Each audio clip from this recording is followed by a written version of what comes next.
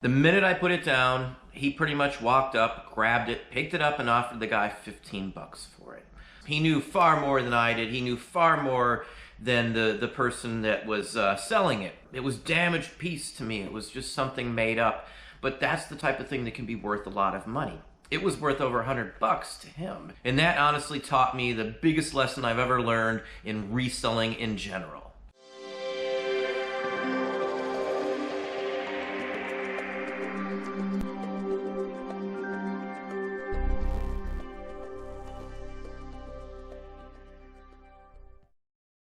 Hey, it's Don. Today I wanted to talk about one of the biggest lessons I've ever learned in reselling. Something that happened probably 30 years ago at this point, way back in the day in Mount Dora, Florida at Renninger's, which was a big weekend, 3 or 4 times a year, antique extravaganza.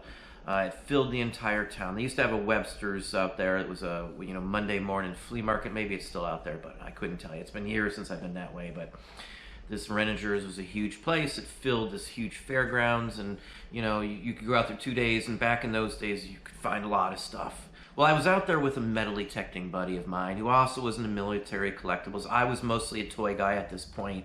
I love the military, I love the history stuff, but I wasn't anywhere near as knowledgeable as I am these days. I'm, really into this kind of stuff these days. But back in those days, I was complete novice, no clue on most of it, and a lot of it showed up back in those days. And I was with this guy, his name was Dave, and we were walking around there and looking at stuff, and I picked something up on the table. It had a U.S. dot on it, so it looked like something marked US, United States. To me, I had no clue on how military items were marked back in those days. It looked like it could have been some sort of weapon. It had no mounting to it or anything else like that. It was 25 bucks, and I looked at it, I looked back at him, no comments, nothing, and I put it back down on the table, walked to the side, and right after I put it down, he went and grabbed it back up and offered the guy immediately 15 bucks for it, which he immediately took as well too.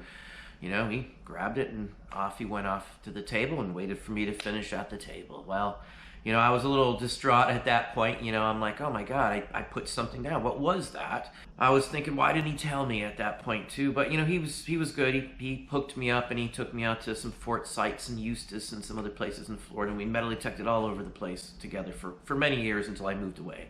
So, it was a lesson learned. I appreciate it extremely well these days that that's how it happened, that's how it played out. The lesson to me was that I realized at that point that he knew more than me, Dave knew more than me, he knew more than the person selling it as well. The only way he was successful is that he knew more than everybody else involved in that.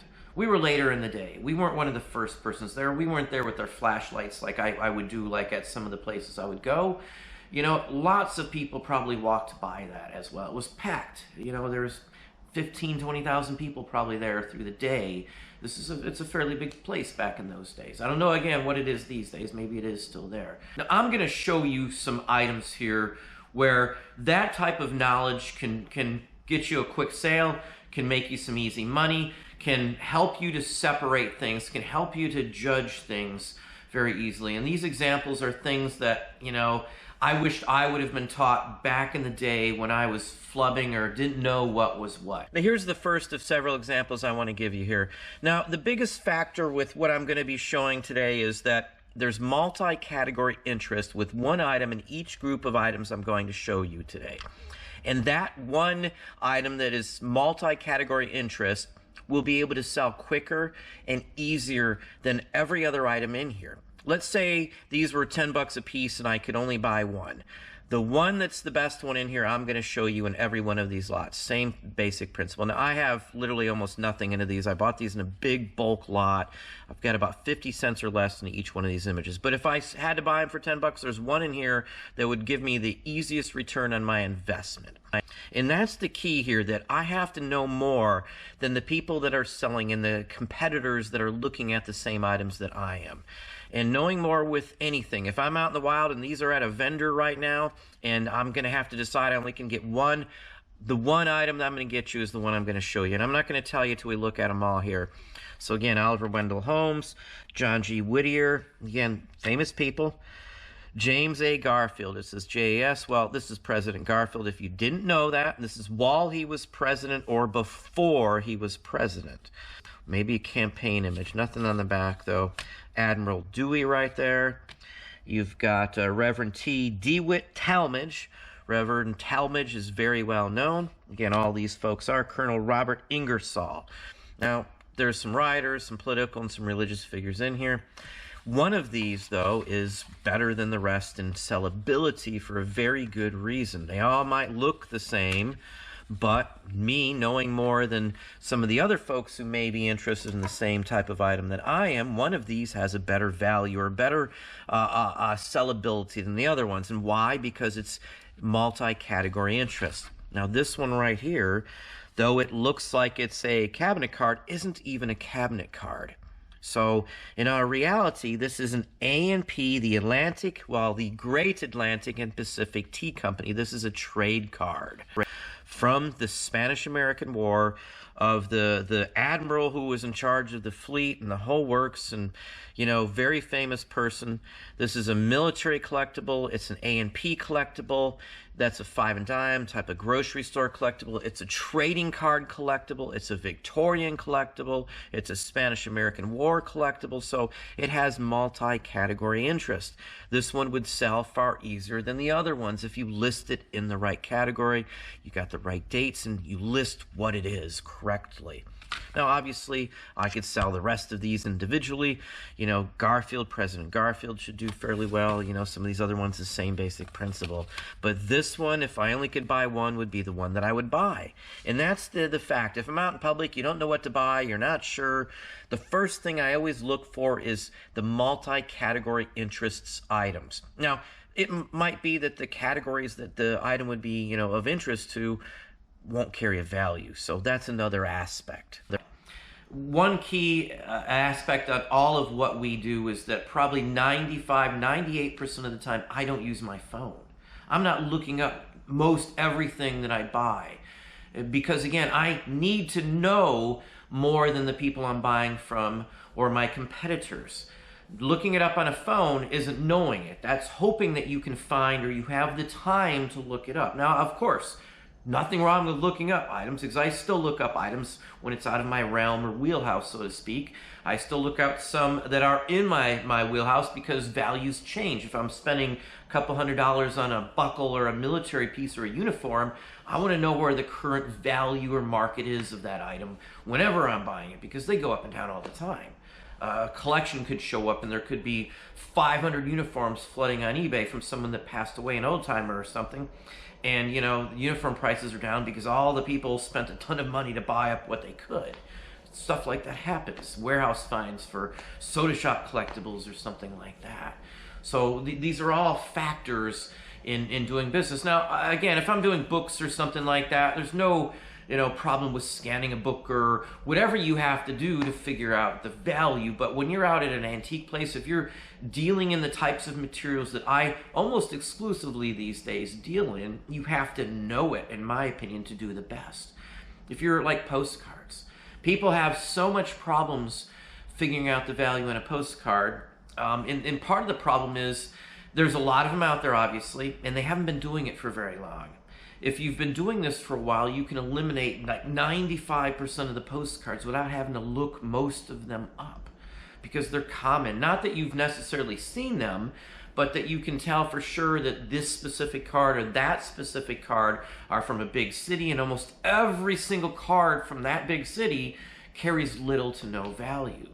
Los Angeles, for an example. There's very few cards from Los Angeles, and once you know the few that carry the value, you're all set, because most of them won't carry a value. Detroit, Chicago, Atlanta, places like that, San Francisco, these sorts of towns, you know, even Dallas and places like that, there's a large amount of postcards out there for most of them, so most items like that don't carry a huge value. Now, I mentioned postcards. Let's look at a few postcards and give you another example of, you know, looking for the diamond in the rough, being able to tell more than the folks selling it. This is an honest-to-goodness lot, just the way you'd run into it out in the wild. Nothing special. These would probably be marked $3 to $5, maybe even more than that on some of them. They're all real picture, real photo postcards, RPPCs.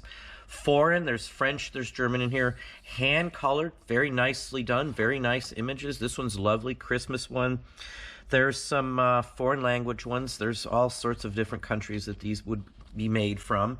The French ones were made for other markets, so some of the French ones are even foreign for other markets. There's a Russian one like this one in here, and several other ones. But they're all hand tinted. That's all hand done little embellishments on it. Again, these aren't, super, super rare, though. This is what you'd run into a lot out in the public. You'll see these all over the place, and most French cards like this aren't worth much money. The average card like I'm showing here, to be honest, might only get you $3. $5 if you're lucky on a good day. You can sell them in lots and probably get 3 or so each when you sell them in a lot. This one's really a lovely card there. And again, they're all hand-colored. They all look to be real photo postcards. But one of these is better than the rest. And which one is it? It's this one. Again, you might look through these real quick and not think anything of it.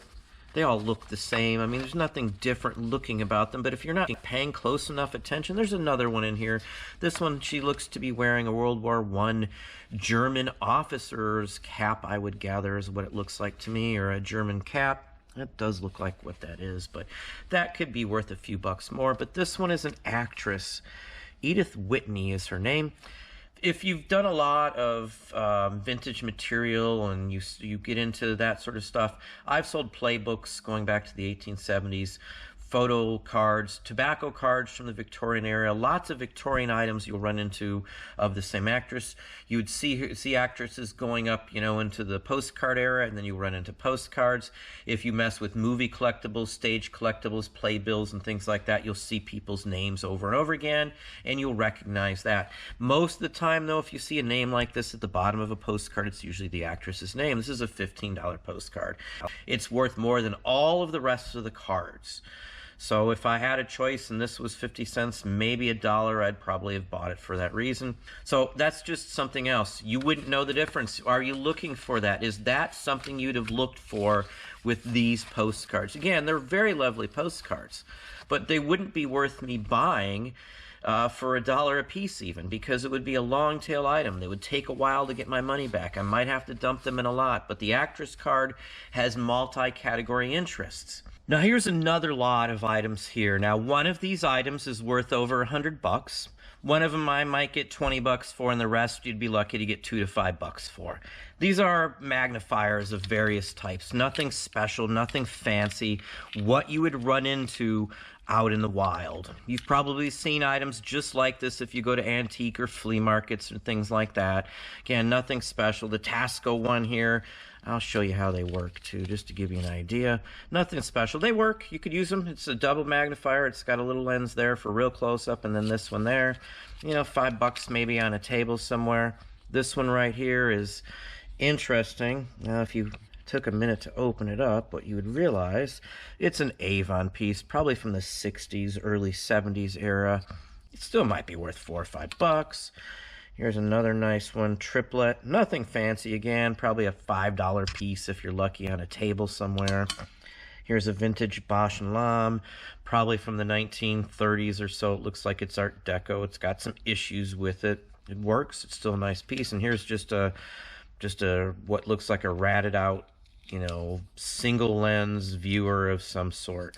Now, all told, if you looked at these, you might not think much of them. Now, this one's from the Civil War. This is hard rubber. It's gutta percha or percha. And this is typical of what you would find for one made in that era. Now, if I can get it opened here again. And it has brass rivets right there, all original. Cut out. It's multi-piece. This has been hand-shaved. The optical piece in the center looks to be original.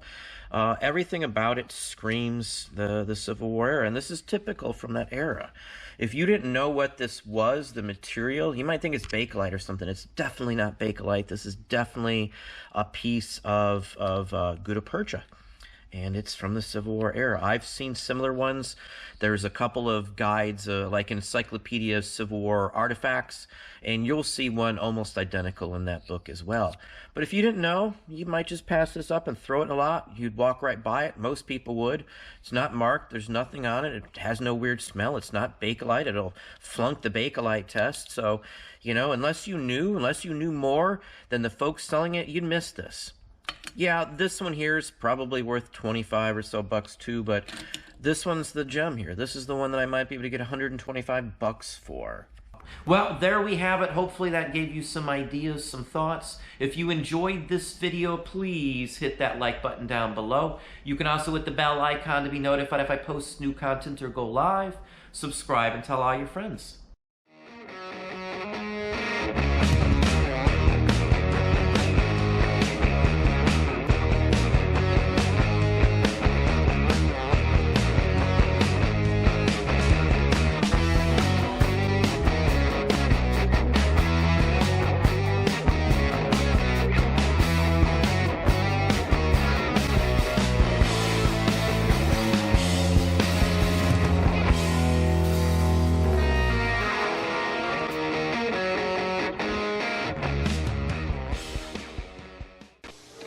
With Alphabet cereal, you can win this robot. Congratulations.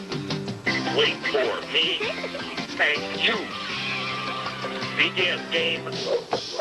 You are out. It's the Alphabet's Robot Instant Winner game. Millions will enter. 50 kids win. For you. If you look inside specially marked boxes of Post-Alphabet cereal for 2 laser stickers, one could say you win a Max Steel. Or for free entry, write Box 1740, New York, New York. I like you.